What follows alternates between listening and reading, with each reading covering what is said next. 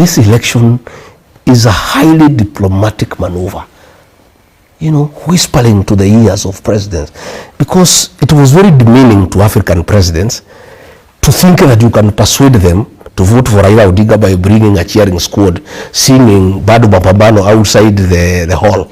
I mean, it was very demeaning to African presidents. So that was a diplomatic blunder. It was a diplomatic blunder. Okay. This guy who won came with only 4 people. Because these are presidents, these are people who make decisions based on many facts. You cannot persuade them by cheering, by bringing a crowd to sing around there and all that. And even many diplomats were very offended by Kenya, by the kind of show that they took there to Addis. So the way that thing was handled, they goofed in a very big way.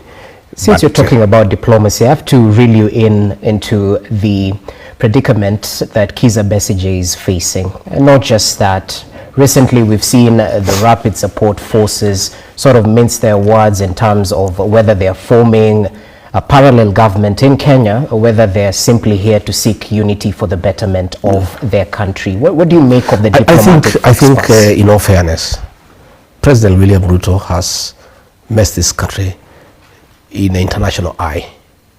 He's doing all the wrong things. We have a policy of non-interference with the affairs of other countries.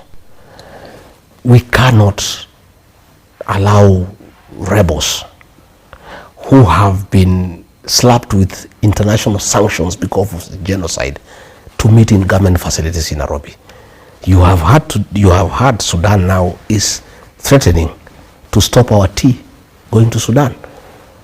And what is happening is that the president has put his personal and commercial interests ahead of the country's interests. That's the problem that we have. They are doing business with the RSF chief of gold that is being gotten from that area, brought to Nairobi and taken to Dubai. And you can substantiate? Yes, I can. I have one time, and you know, diplomatically, the president cannot invite Hamed here because he was vice president, and he asked me to invite him on his behalf. And he called me and said, sign this letter, invite Hamed here because I want to have a discussion. When was this?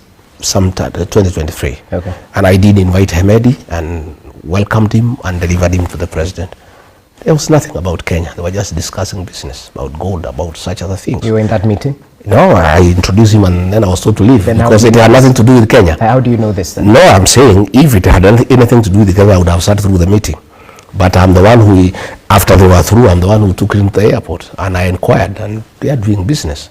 So it is putting Kenya in very bad light. Very, very bad light. And President William Ruto must accept that he will not be president forever. He cannot destroy this country and the way we are perceived by other nations. He must be a nationalist. He must rise above personal and commercial interests and put the country first.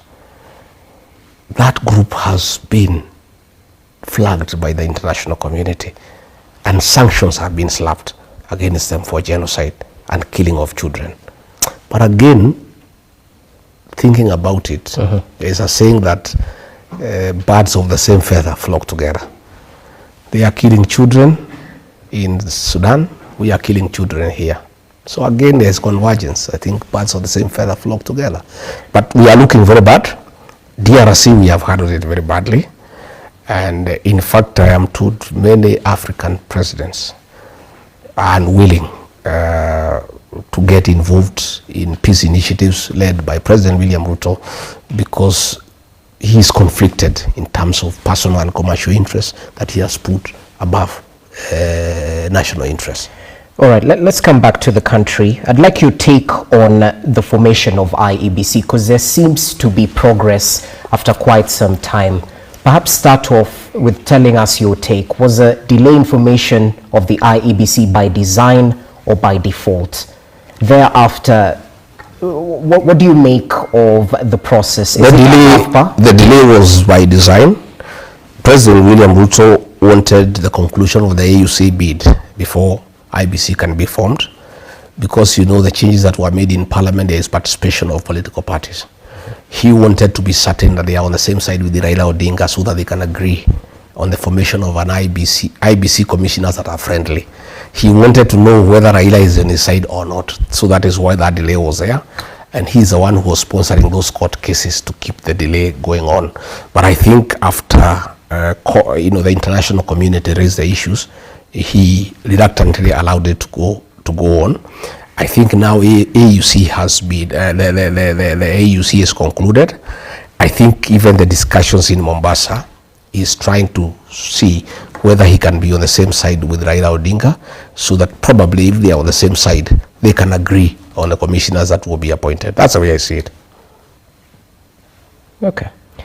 Just take you back to the matters of diplomacy. Now that the United States is withdrawing its funds, because President Donald Trump seems to put America first, can we survive on our own? It's not easy. You know, those programs, especially on health, by USAID, were very, very, very important for our people. And those were serious funds that were coming into the country. It's a very serious gap. And you know, already we are struggling. You know, our economy is struggling even to fund, to support our budget, on the current and development expenditures. So the withdrawal of those funds for those interventions, especially in the health sector, is quite a serious beating to the country. I must tell the people of Kenya, we are having difficult time, and we just have to tighten our belts. Things will be quite thick as we move on, but we just have to struggle and see what to make out of it.